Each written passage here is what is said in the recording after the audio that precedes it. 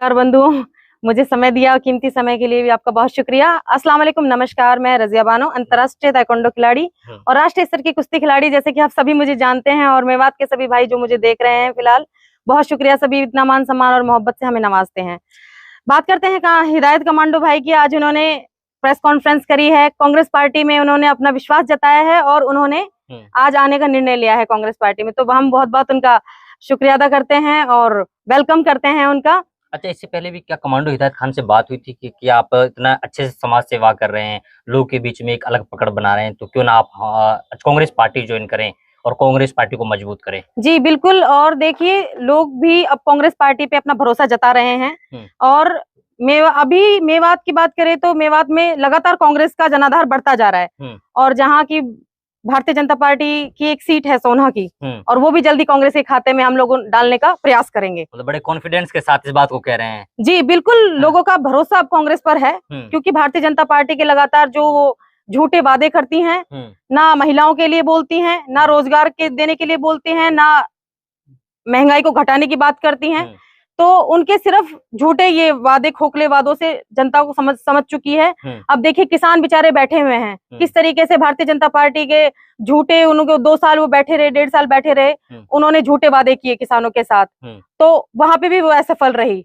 आज हमारे जो नेता हैं श्री राहुल गांधी जी, न्याय यात्रा को लेकर उन्होंने 5 मुद्दे रखे हैं, तो उसको वो लगातार लेके मणिपुर से मुंबई तक चल रहे हैं।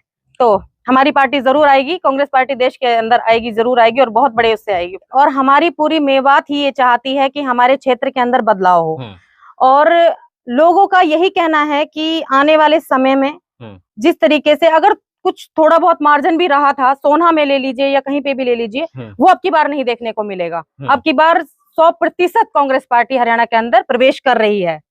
अच्छा, यानी सभी पार्टी के जितने भी कैंडिडेट हैं वो चुनावी मैदान में आकर के लोग के बीच में जाकर कह रहे हैं कि सरकार हमारी बन रही है। चाहे भाजपा की कह लो, वो भी बड़ी मजबूती के साथ कहते हैं देखो हमने इन सभी जगह हरा दिया है और अब यहाँ पर भी हम लोग हराने वाले हैं। देखिए, भाजपा की पुरानी नीति है, वो ईवीएम के तहत जनता को बरगलाने की कोशिश कर रहा है। मोदी राम मंदिर को लेकर बरगलाने की कोशिश कर रहा है। क्या राम पहले नहीं थे? भगवान जी की प्रार्थना पहले नहीं होती थी? होती थी, पर इस वक्त उन्होंने भाईचारे को सिर्फ खराब किया है देश के अंदर। 10 साल मोदी की सरकार रही है और उन्होंने सिर्फ और सिर्फ भाईचारे को खराब किया है। आज हम किसी हिंदू भाई से दूर से ही राम राम कर देते हैं ना, तो शायद उनके दिल में होता है कि ये मुसलमान आदमी है। तो एक तरीके से उन्होंने पार्टीशन कर दिया है देश के अंदर, तो लोगों के माइंड सेट हो चुके हैं। तो वो सिर्फ इसी चीज के ऊपर वोट को बटोर सकता है। काम को लेकर देख लीजिए, देश में रोजगार नहीं है, बेरोजगारी फैली हुई है, कैसे कैसे युवा बेरोजगार बैठे हुए हैं, तो मुद्दों की बात तो वो कर ही नहीं सकते कभी भी। लेकिन पार्टी को फिर अगर ऐसा है कि मुद्दों पे बात नहीं कर रही है तो आपको आंदोलन करने चाहिए, हड़ताल पे बैठ जाना चाहिए। विपक्ष का काम होता है सड़कों पे उतरना, बैठना। विपक्ष अपना काम कर रहा है। आज से 1 साल पहले भारत जोड़ो यात्रा राहुल गांधी जी ने चलाई थी और आप सबने देखा था किस तरीके से उसका अच्छा रिजल्ट भी देखने को मिला। और बट ठीक है, अभी अगर भारतीय जनता पार्टी ये सोचती है कि राजस्थान में वो आ गई है तो इसी तरीके से हरियाणा में आएगी, तो ये इनकी बहुत बड़ी गलतफहमी है। खट्टर की खटारा सरकार को और मोदी की सरकार को लोग पहचान चुके हैं। इन दोनों के अलग अलग सिस्टम है कि खट्टर को लोग किसानों के लिए इन्होंने क्या कहा था कि हम लोग अब आपके कर्ज को माफ करेंगे। आज किसान फिर दोबारा उतारू हो गए अपना धरना देने के लिए। तो जब ये किसानों के नहीं हो सकते, गरीबों के नहीं हो सकते, बेटियों के नहीं हो सकते, तो फिर ये किसके होंगे? आपसे एक सवाल है। सवाल ये है कि नूह में 31 जुलाई को 2 विशेष समुदाय के बीच में हिंसक झड़प हुई, बहुत सारे लोगों की गिरफ्तारियां भी हुई, उनकी जमानत हुई और अब कहीं ना कहीं तैयारियां ये हैं कि जो इनपुट मिल रहे हैं कि UAPA लगाया जा रहा है। देखिए, ये बहुत ही ज्यादा इन्होंने गलत किया है।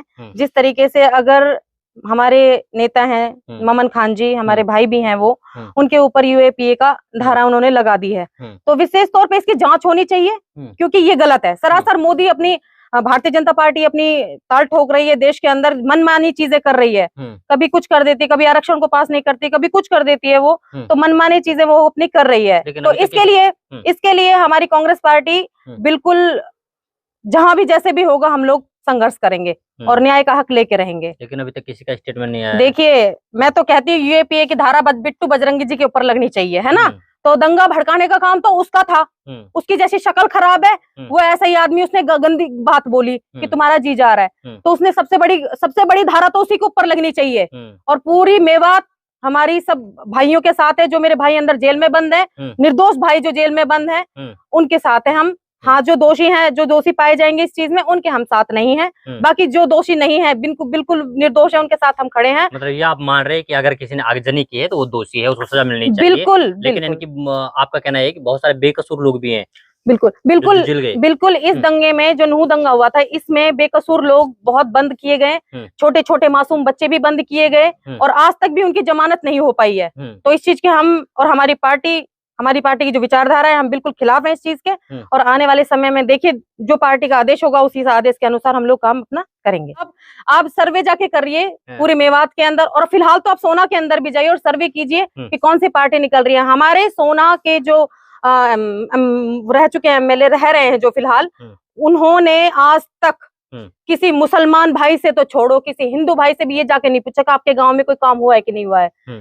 रोडों में इतने बड़े बड़े गड्ढे हैं कि चलना दुश्वार हुआ पड़ा है सोना साइड के गांव में। बिल्कुल, सोना आप इधर देखिए, ताउडू के साइड आकर किसी भी गांव में आज तक उन्होंने ये जाकर किसी बुजुर्ग से ये नहीं पूछा कि आपको कोई दिक्कत है, तकलीफ है, जबकि वो मौजूदा विधायक है। तो उनका कार्य बनता है कि वो लोगों के बीच में जाएं और काम करें। बिजली को लेकर इतनी परेशानियां रहती है वहां के गाँव में, कोई स्टेप ही नहीं उठाते वो।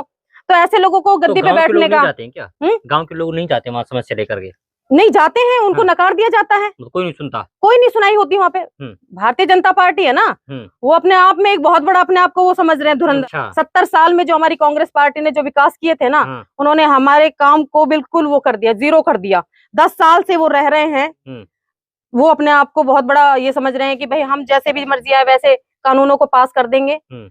एनसीआर को उसको देख लो, यूपीए लगाया था अभी उसके ऊपर, तो उसके ऊपर भी शाहीन बाग में कितने झगड़े हुए थे, उसके ऊपर भी अभी उन्होंने कोई नहीं लिया। ड्राइवर भाइयों के ऊपर उन्होंने कितने बड़े बड़े स्टेप ले लिए भारतीय जनता पार्टी ने। तो पार्टी किसी की ये नहीं है पार्टी, और इसको जरूर ये मिलेगा इंशाल्लाह ताला। इसको चेंज करेंगे हम लोग मिलकर। हमारे राहुल गांधी जी की जो विचारधारा है, बिल्कुल इसको बदला जाए।